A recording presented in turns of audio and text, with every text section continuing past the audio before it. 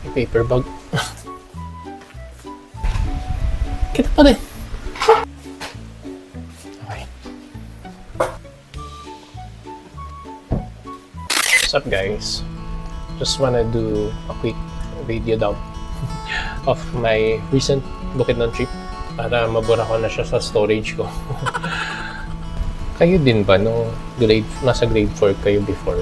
Natask din ba kayo na sauluhin yung mga regions? Tapos i-recite nyo siya sa harap ng buong class? Tapos isa sa mga tumatak sa akin na province before, isa sa mga aalala ko is yung Bukidnon, which is I think nasa Region 10 siya. Yan, little did I know, there will come a day na pupunta ako sa province na yun. Tapos, I will have one of the best times of my life. So, ito siya.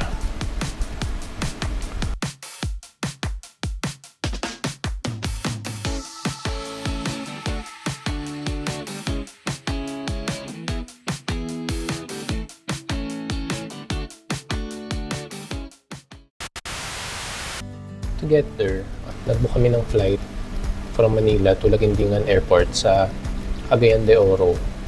Then after nun, merong land travel na 2 hours papunta sa homestay sa Bukidnon. Tapos doon, we settled in, tsaka inantay namin yung mga iba pang joiners kasi nauna kami.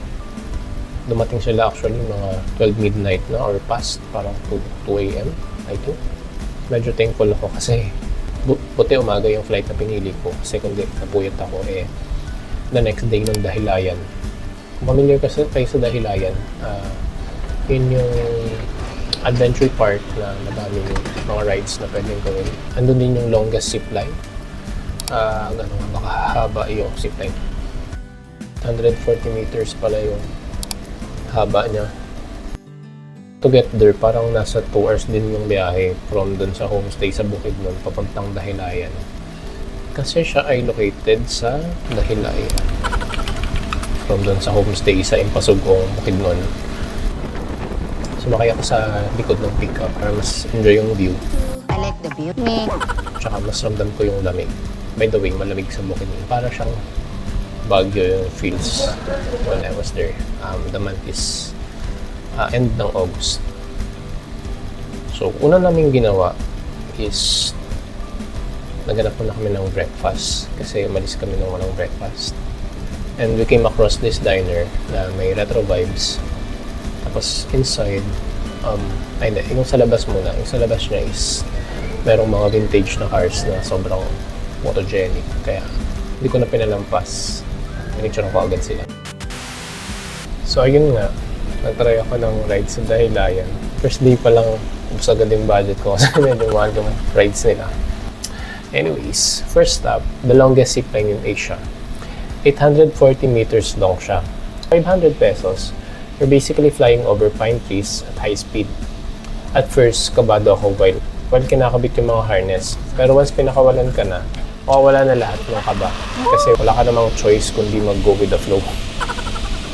Then we tried the Racerback, which is like an ATV but on a downhill trail. It cost 400 pesos. Medyo kainis dito kasi yung nasa unahan ko nag-i-stop siya. Nabibitin tuloy yung bilis ko.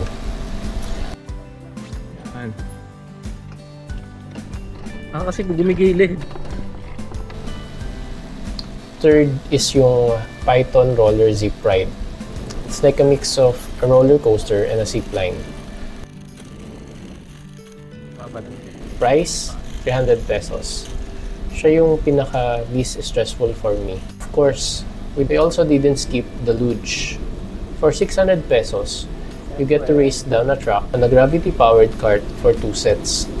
Enjoy din to kasi ang ganda ng view. Tapos, ang sarap ng hangin while it hits your face. It's your face? And to top it off, the rainbow slide. Giant, colorful, and really fun. Ito yung pinakamura for 100 pesos. Tapos, 2 drops na yun. On the second day, nag-communal ranch naman kami. Mabangin din yung dadaanan dito, kaya mas better na hindi kami DIY. Malapit lang siya sa homestay namin. Around 20 minutes lang siya. As in, ilang minutes lang. Tapos andun ka na, surrounded ka na by wide open fields at malamig na hangin ng Bukidnon. May mga kabayan na free roaming lang, parang nasa New Zealand feels, pero surprise, nasa Pilipinas ka pa rin. The land of flood control issues. Perfect place siya kung gusto mong mag-relax after all the extreme rides sa Dahilayan.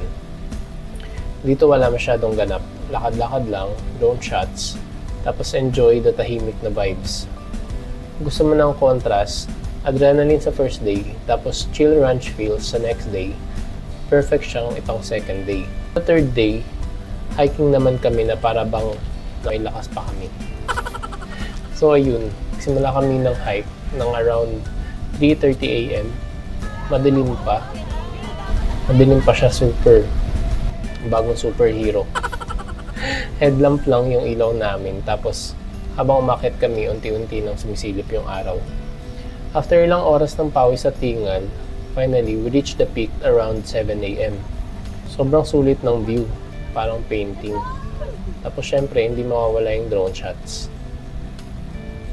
Mga 8 AM, nagsimula na kaming bumaba. Took us around 1 hour and 45 minutes to descend. Shit! And guess what? Nung pababa na, Nalilak lang. nakakita ko ng tungkod.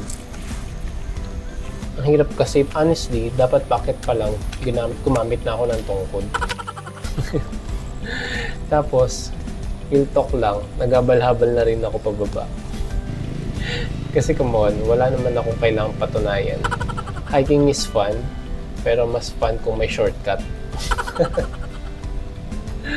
On the fourth and last day, nag-rafting naman kami. Honestly, water rafting in Cagayan de Oro turned out to be the dark horse of this whole trip. As in, kung na-expect na nito siya ka-enjoy.